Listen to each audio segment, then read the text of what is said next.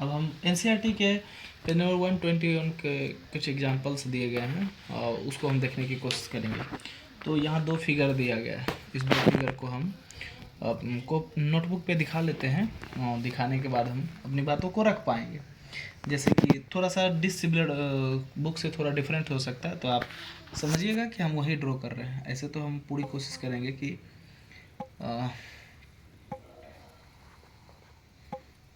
कुछ सही हो, हाँ लगभग सही हो रहा है।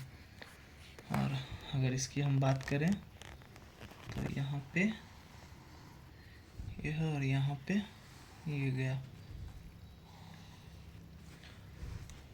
A B C D. ध्यान से देखना है, वीडियो लंबा जाए तो जाए, but have some patience for better result. 1.5 centimetre, 2.1 centimetre और 2.5 सेंटीमीटर और 2.4 सेंटीमीटर और 105 डिग्री, ये 100 डिग्री और ये 70 डिग्री और ये 85 डिग्री। और इसकी बात करें तो इसको हम दूसरे कलर के पेन से दिखाएंगे ताकि आसान हो समझना। ये 4.2 सेंटीमीटर है और 3.0 सेंटीमीटर है, इसका 5.0 सेंटीमीटर है और 4.8 सेंटीमीटर है और ये 85 डिग्री है और ये 70 डिग्री है और ये 100 डिग्री है और ये 105 डिग्री है। अब इस दोनों फिगर को अगर हम कंसीडर करेंगे तो हमें सिमिलरिटी समझना है, इस पर्पज से हम इसको कंसीडर कर रहे हैं। पहली बात कि कोई भी पॉलीगॉन हो तो सिमिलर पॉलीगॉन कब जानेंगे कि कोई पॉलीगॉन सिमिलर हो, जब नंबर ऑफ साइड सेम हो। तो चूंकि नंबर ऑफ साइड की हम बात करें for in both figure, number of side in both figure 4, it means quadrilateral है दोनों। चलो तो वो क्वाड्रिलेटरल हो गया। अब हम वही बात यहाँ रखे थे इस लाइन में कि क्या लिखे थे, condition for being similar of two polygons having same number of side, यानी कि ऐसे पॉलीगॉन जिनके की साइड का संख्या समान हो, उनके सिमिलर होने का क्या कंडीशन होता है।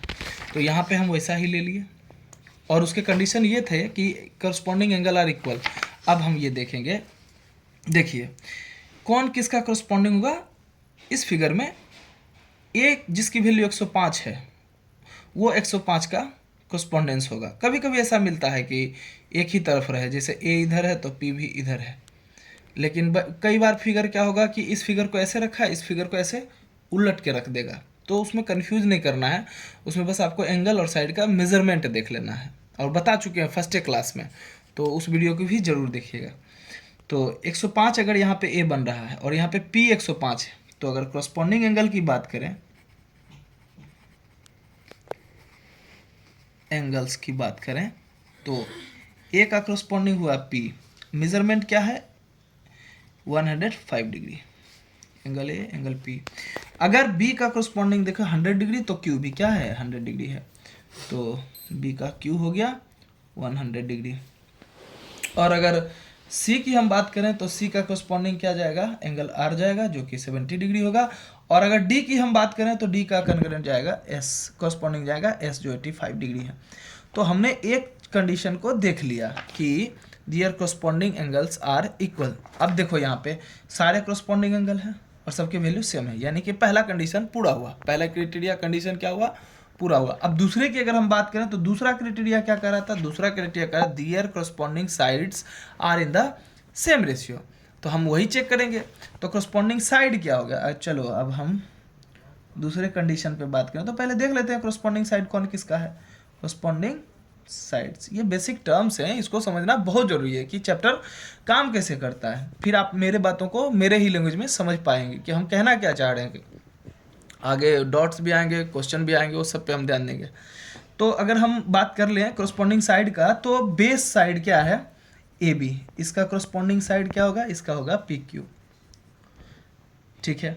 और बेस के बाद बीसी की हम बात करें तो बीसी साइड का करस्पॉन्डिंग होगा क्यू आर। एक बार और पिछले वीडियो जैसा फिर चर्चा कर दे। देखिए करस्पॉन्डिंग जब आप खोज रहे हो ना साइड, तो ध्यान रखिएगा कि सेम एंगल के बीच जो साइड है ना, वही साइड अगर उसी तरह का सेम एंगल के बीच में है तो वो उसका करस्पॉन्डिंग होगा। जैसे 105 डिग्री और 100 डिग्री के बीच ये साइड है ए बी, तो इस फिगर में भी 105 और 100 डिग्री के बीच वाला ही साइड ढूंढना है।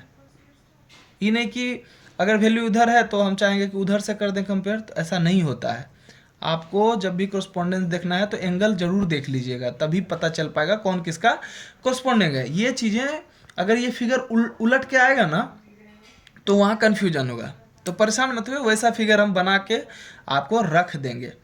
तो आप फिलहाल यहाँ देखिए, तो ये हुआ बी सी साइड का करस्पॉन्डिंग हो गया क्यू आर, और उसी तरह से डी सी का करस्पॉन्डेंस हो गया डी सी एस आर, ये वाला साइड एस आर हो गया, और एडी का करस्पॉन्डेंस हो गया एस पी। क्लियर है? सॉरी पी एस कह दें तो ज़्यादा बेहतर है। अब अगर मेजरमेंट की क्या कहा था, तो ये तो करस्पॉन्डिंग है, लेकिन कहा क्या था करस्पॉन्डिंग साइड के रेशियो। तो चले हम रेशियो बनाए, तो करस्पॉन्डिंग साइड ए बी का पी क्यू से क्या रेशियो बनता है, तो ए बी है 1.5 वैल्यू में और पी क्यू है 0.3, कहने का मतलब 1/2 बन गया। और अगर हम इसमें देखें तो इसका क्या बनेगा रेशियो, बी सी का क्यू आर से रेशियो क्या बन गया, बी सी क्या है 2.5 और आर क्यू आर क्या है 0.5 है, 5.0 है, यानी ये भी 1/2 में आ गया। अब अगर इसकी बात करें तो इसकी हम बात करेंगे तो डी सी का रेशियो बनेगा एस आर से, तो डी सी कितना है, डी सी है 2.4 बाय 4.8, ये भी 1/2। और अगर इसकी बात करें तो ये जो ए डी का रेशियो बन रहा है पी एस से, ये भी क्या है ए डी, ये रहा 2.1 और ये है 4.2, कहने का मतलब 1/2। तो ये हुआ कंडीशन समझना, यानी कि एंगल जो था करस्पॉन्डिंग एंगल वो वैल्यू में बराबर है, और करस्पॉन्डिंग साइड का रेशियो देखे तो सारे रेशियो एक दूसरे के बराबर थे, अपने अपने करस्पॉन्डिंग साइड थे, उन साइडों का रेशियो जब देखे तो सबका वैल्यू सेम आया। तो कहने का मतलब है इसने इस कंडीशन को फुलफिल किया। तो जैसे कंडीशन को फुलफिल किया तो हम कह सकते हैं कि अब ये फिगर यानी पहला फिगर दूसरे फिगर का क्या है, सिमिलर है। क्या है, सिमिलर है। तो हम यही आपको बताना चाह रहे थे। ठीक है, नेक्स्ट।